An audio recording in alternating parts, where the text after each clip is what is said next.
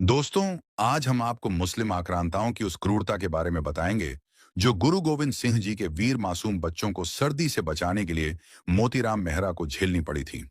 मोतीराम राम मेहरा के दूध मुंहे बच्चे को, जिसकी उम्र 1 या 1.5 साल थी, वजीर खान ने बच्चे के माता पिता के सामने ही गन्ने का जूस निकालने वाले कोल्हू के अंदर पिसवा दिया था।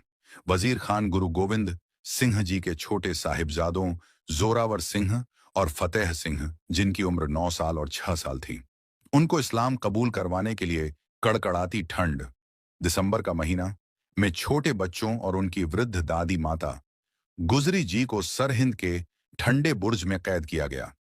ये बुर्ज चारों तरफ से खुला था और बर्फीली हवाएं सीधे अंदर आती थीं। उन्हें जमीन पर सोने के लिए मजबूर किया गया और कई दिनों तक भूखा प्यासा रखा गया ताकि वे शारीरिक रूप से टूट जाएं और वजीर खान की बात मान लें। बाबा मोतीराम मेहरा जी से उन मासूम बच्चों और बुजुर्ग माताजी की यह हालत देखी नहीं गई। उन्होंने तय किया कि वे उन्हें दूध पिलाएंगे। उन्होंने अपने घर के गहने और कीमती सामान पहरेदारों को रिश्वत के रूप में दे दिए ताकि वे उन्हें बुर्ज के पास जाने दें।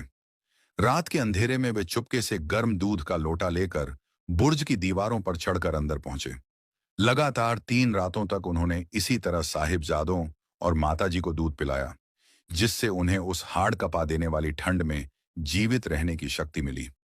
मुगल दरबार के एक मुखबिर ने वजीर खान को खबर दे दी कि कोई चुपके से कैदियों की मदद कर रहा है। जब जांच हुई तो बाबा मोतीराम मेहरा जी को पकड़ लिया गया। उन्होंने बिना डरे अपना अपराध स्वीकार किया और कहा कि उन्होंने केवल अपना मानवीय धर्म निभाया है। वजीर खान ने बाबा मोतीराम मेहरा को ऐसी सजा सुनाई जो इतिहास की सबसे क्रूर सजाओं में से एक है।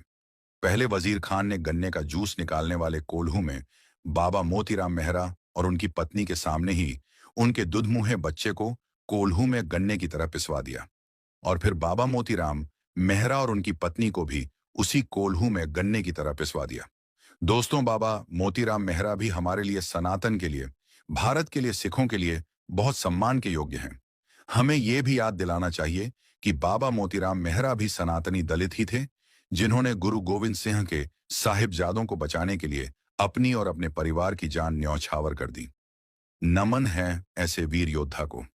लेकिन दोस्तों, दलाल दरबारी लिब्रांडू वामपंथी इतिहासकारों ने कभी आपको ये नहीं बताया, क्योंकि उनको लगता था कि अगर बता दिया तो सनातनी एक हो जाएंगे और अपने वीरों पर गर्व करेंगे।